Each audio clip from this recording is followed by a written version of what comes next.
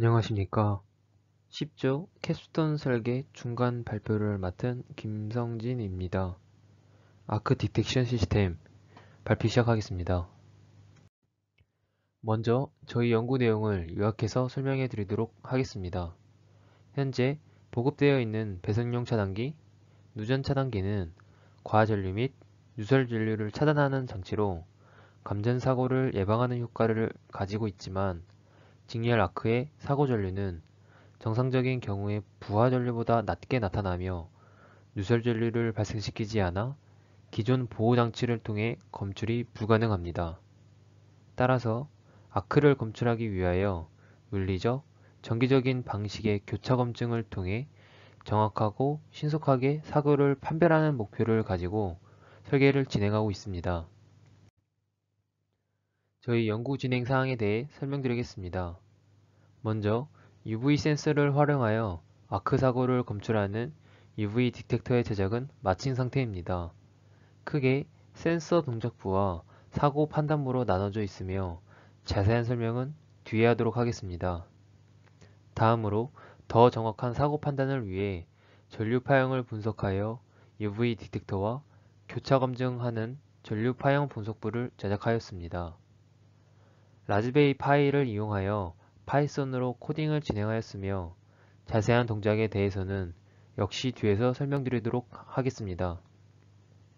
마지막으로 아크 발생 장치를 제작하여 설계 완성품의 동작에 대한 검증을 진행할 예정입니다.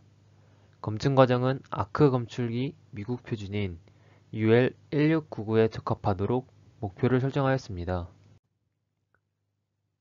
먼저 R2868 UV 센서의 시그널을 원하는 신호로 변환해주는 센서 동작부를 제작하였습니다. 동작에 대해 간단하게 설명드리도록 하겠습니다. 먼저 아크 사고가 발생하면 코로나 방전으로 인한 자외선을 R2868이 인식하여 전류를 출력합니다.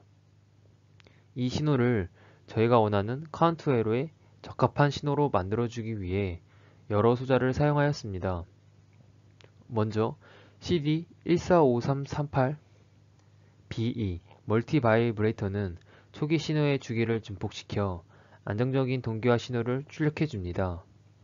CD4093BE 낸드 게이트를 사용하여 노이즈에 대해 안정적인 동작을 하도록 해 주었습니다. 또한 CD4017 10진수 디코더 카운터 소자를 사용하여 최종적으로 저희가 원하는 좌회선 입력에 따른 펄스 신호를 출력해 주게 됩니다. 센서 동작부에서 출력된 신호는 사고 판단부로 입력됩니다. 이 신호는 CD4016 카운터 소자와 LM555 타이머 소자로 입력되어 최초 신호 입력 시부터 타이머에서 설정된 시간 동안 카운팅을 진행합니다. 타이머에서 설정된 시간이 지나면 리셋 신호를 CD4026에 인가하여 카운팅을 초기화합니다. 이러한 일련의 과정을 통해 설정한 시간 동안 일정 횟수 이상의 아크 신호가 검출될 경우 아크 사고로 판단합니다. 이해를 돕기 위해 UV 디텍터의 실제 동작을 오실로스코프로 시각화해 보았습니다. 위 사진과 같이 좌회선 입력을 라이터로 발생시켜 UV 디텍터의 동작을 검증해 보았습니다. 아래 사진에서 초록색 신호는 타이머에서 발생하는 신호로 저희가 설정한 2.5색 동안 펄스 신호를 발생시키며 이 시간 안에 노란색 신호인 좌회선 검출 신호가 5회 이상 발생할 경우 아크 사고로 판단하며 이에 따른 동작 신호를 발생시키게 됩니다. 이에 더해 저희는 전류 파형의 특징을 분석하여 UV 디텍터와 교차 검증을 통해 아크 사고 검출의 정확도를 향상시켰습니다.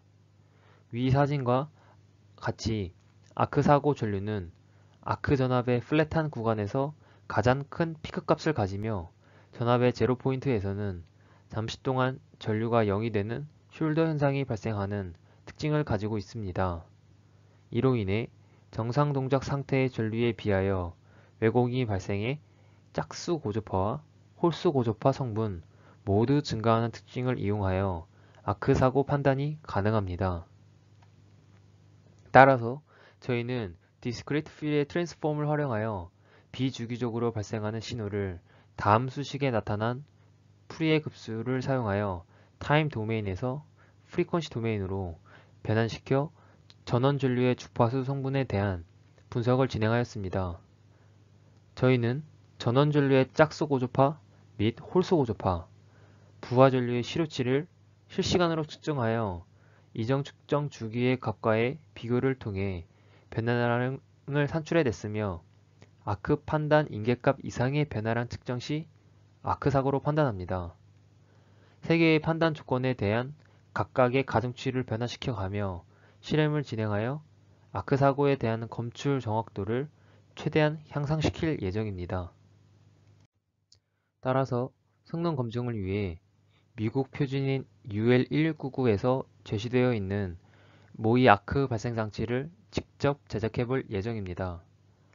다음 표에 나타난 규격에 따라 침대 평판 구조로 제작할 것이며 스테이셔너리 일렉트로드는 쿠퍼, 무빙 일렉트로드는 카본 그래피나이트를 사용하여 무빙 일렉트로드를 미세하게 움직임에 따라 회로를 분리시켜 직렬 아크를 발생시킬 수 있습니다.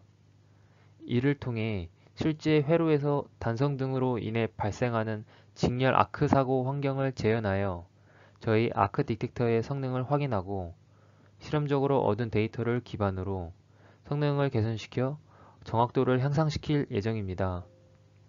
실험용 부하로는 선형성 부하인 저항과 형광등, 비선형성인 부하인 조광기, 청소기로 구성하여 각각의 부하에 따른 정상 상태와 사고 상태에 정상적으로 동작하는지 확인해 보겠습니다. 저희가 설계를 진행하면서 가장 고민했던 부분은 유사 아크 부하에 대한 내용입니다. 유사 아크 부하는 정상 동작하는 과정에서 발생되는 아크임에도 불구하고 전류의 파형이 아크 사고 상태의 전류와 유사한 파형을 지니게 됩니다.